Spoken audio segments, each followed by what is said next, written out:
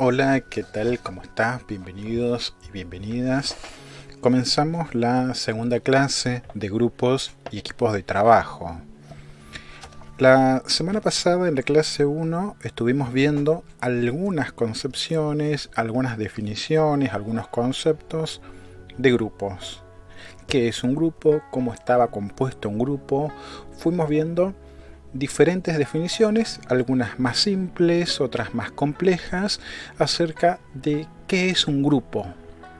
Hoy vamos a tratar de adentrarnos un poco más en estas concepciones teóricas sobre la definición de grupo.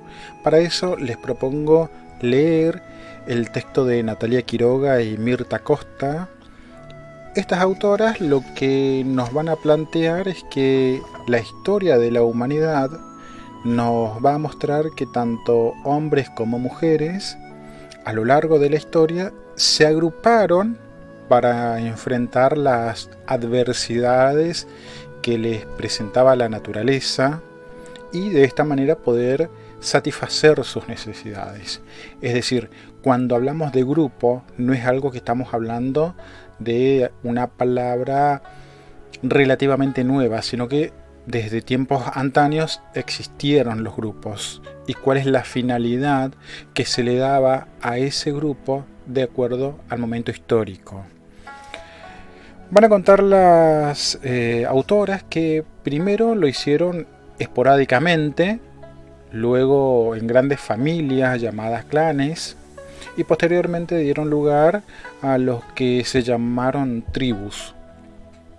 Esta organización les permitió defenderse contra los enemigos.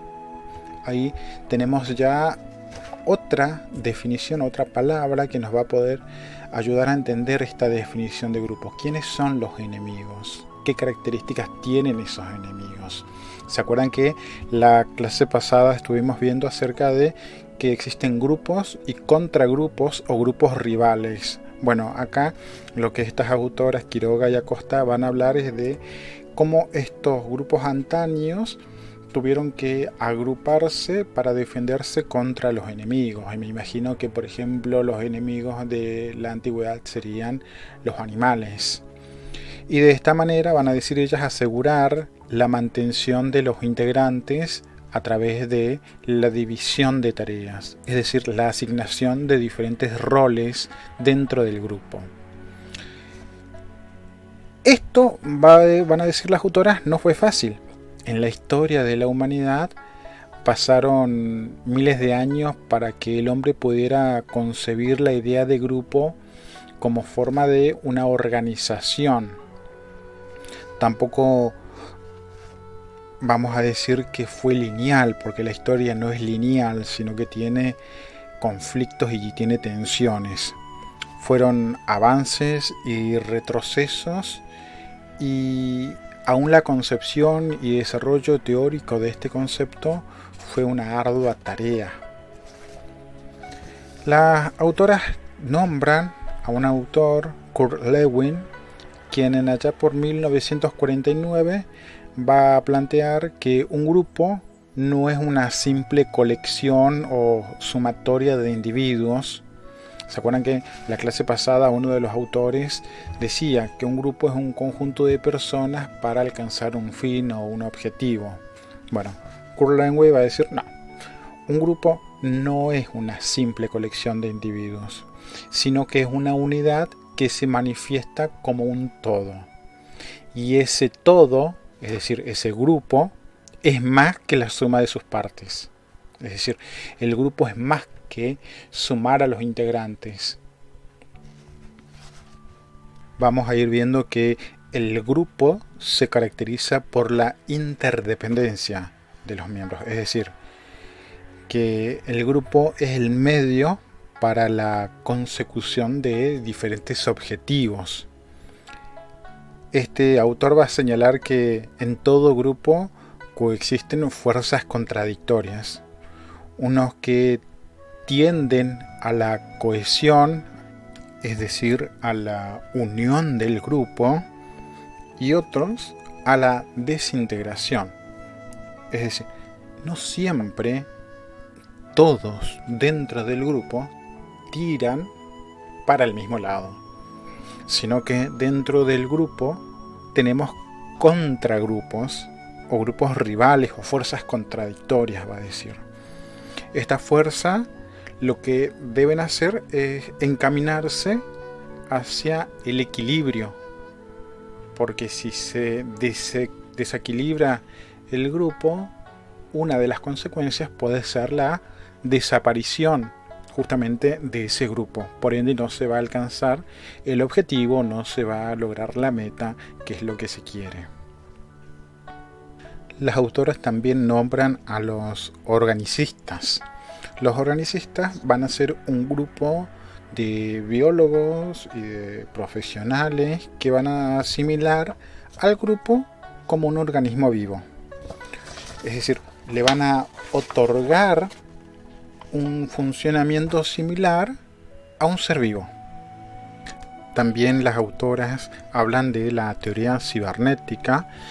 La teoría cibernética lo que va a comparar es a todo grupo como un sistema.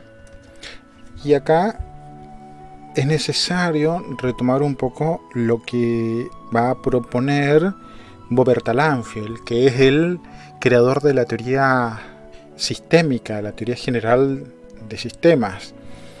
Él lo que va a tratar de hacer es proporcionar un marco teórico y práctico que ayude a las ciencias naturales y a las ciencias sociales. Y lo que la teoría de Boberta Lanfield supone es un salto en una lógica del pensamiento, ya que lo que va a proponer él es mirar cómo influye la realidad en las conductas y en la comunicación humana. Recordemos que es un sistema. Un sistema es un conjunto de elementos, de partes que se encuentran relacionadas. Es como un engranaje de relojería. Y que al encontrarse relacionadas, si hay un desperfecto o cambio en uno de las partes o de los elementos, va a repercutir en el sistema, en el todo. Es decir, va a afectar todo el sistema. Si uno de los elementos funciona mal, todo el sistema va a funcionar mal. Por eso es que estas autoras hablan de la teoría cibernética. También las autoras nombran a un filósofo francés, Jean-Paul Sartre, quien él va a diferenciar dos formas de agrupamientos. Él va a decir, por una parte tenemos la serie y por otra parte tenemos el grupo. Y el autor va a decir que el grupo, y leo textual, él lo define como un movimiento, algo que lucha contra lo inerte, es decir, lo quieto. El grupo es la totalización siempre en curso, nunca acabada, es siempre acto por devenir. Es decir, lo que va a proponer Sartre en esta definición es que el grupo siempre se está haciendo, siempre está viniendo algo nuevo, y que ese devenir es producto de una lucha en la práctica contra algo que está quieto, algo que pretende que el grupo se encuentre siempre en la misma sintonía. No, el grupo, lo que va a decir Sartre es que siempre propone algo nuevo, mientras que él va a decir que la serie, en cambio, es la primera forma de sociabilidad. En la serialidad hay una pluralidad de soledades. ¿Por qué habla acerca de esas soledades y esa pluralidad de soledades? Porque dice, donde cada miembro es intercambiable y sustituible por otro equivalente. Es decir, la serie está compuesta por individuos, por singulares. Y cada uno de los singulares o cada una de las personas, de los sujetos, de los individuos, es cambiable por otro, siempre y cuando pueda realizar las mismas tareas. En la serie, o mejor dicho, la serie es un modo de ser de los individuos en relación con los otros. A su vez, las autoras Quiroga y Acosta traen los análisis que hace Ana María Fernández. Y lo que va a decir Ana María Fernández es realizar un recorrido histórico por las distintas concepciones que contribuyen a la construcción justamente del concepto de grupo. Para ello, la autora propone 3 grandes momentos. El primer momento que nombra Ana María Fernández tiene que ver con un momento epistémico en el que se organizan a partir de pensar al grupo como un todo. Y acá lo que va a hablar la autora básicamente es la influencia de la teoría de la Gestalt. ¿Qué es lo que va a proponer la teoría de la Gestalt? Seguramente ustedes lo vieron en psicología o capaz que lo vean en psicología educacional. La Gestalt hace posible pensar el todo es más que la suma de sus partes. Ese era el lema de esta teoría psicológica de la Gestalt. El todo es más que la suma de las partes. Es decir, el grupo está por encima de los individuos. Es así que el grupo ya no se piensa como la sumatoria de los miembros de singulares, no. Ya no es visto como a un grupo, como un conjunto de personas, sino en la interrelación y en los vínculos que se van a producir en ellos. Entonces lo que vemos es que el grupo va a generar o va a dar lugar a un plus que es más que la simple suma de integrantes. Los resultados de esta teorización comienza a aplicarse en diferentes ámbitos: la producción económica, la salud, la educación, la familia, las distintas instancias organizativas de la sociedad.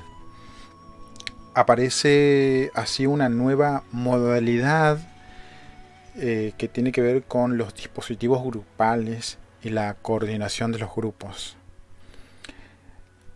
También Ana María Fernández habla de un segundo momento epistémico que está relacionado con la teoría psicoanalítica. Y vamos a ver, yo les decía la clase pasada, cómo grupos y equipos de trabajo se relacionan mucho con la psicología y cómo vamos a ir viendo y adentrarnos también en la teoría freudiana, en la teoría psicoanalítica. Tanto que el plano teórico como en el diseño y difusión de diferentes dispositivos grupales en el área de la clínica psicoterapéutica. En este momento es que aparecen los aportes de Pichon-Rivière. ¿Se acuerdan? Esa definición que daba Pichon-Rivière acerca de qué es un grupo y cómo está constituido de los grupos. Aunque en áreas más vastas, en educación, en salud, intervenciones comunitarias. Y también las autoras van a hablar de un tercer momento epistémico que se refiere en el campo grupal en la búsqueda de la legitimidad. ¿Por qué habla de la legitimidad? Acá lo que empiezan a ver es un despliegue en la compleja labor de desmontar 2 ficciones que siempre están. Por una parte, la ficción del individuo, que impide pensar cualquier plus grupal. Grupo no es igual a la suma de sus miembros. Dejamos en claro eso. Y por otra parte, la ficción del grupo como intencionalidad, que permite imaginar que el plus general radica en que ese colectivo como unidad posee intenciones, posee deseos, posee sentimientos. Es decir, el grupo no tiene existencia fuera de sus miembros. No hay grupo sin integrantes. Algo también importante de señalar de la lectura es lo que dice o lo que propone Ana María Fernández. Ella dice la necesidad o propone la necesidad de pensar lo grupal como un campo de problemáticas que se ven atravesados por múltiples factores que van desde el deseo, las historias, las instituciones, la política, la economía. Son algunos factores que inevitablemente van a problematizar, van a causar tensiones dentro del grupo. Y también ella dice que hay un doble camino, el de la inscripción del grupo en la institución y el de la producción de efectos singulares específicos en el grupo. Es decir, cómo es que el grupo se inscribe o se posiciona dentro de una institución. Más adelante vamos a ver uno de los temas de la materia, tiene que ver con qué es una institución, cómo está formada una institución, qué características tienen las instituciones. Pero también habla Ana María Fernández de la producción de efectos, es decir, cómo afecta lo que hace cada individuo, cada singular y el efecto que tiene ese comportamiento en el grupo. Por eso es que las autoras hablan de que en cada acontecimiento grupal hay inscripciones múltiples y hay acontecimientos que se cruzan. Las autoras también proponen pensar en un grupo en la escuela y que podemos ver que la dinámica de estos grupos no depende solo de la voluntad de los docentes o de los talleristas, sino que dependen de la participación, del vínculo que se van generando entre los miembros de un grupo.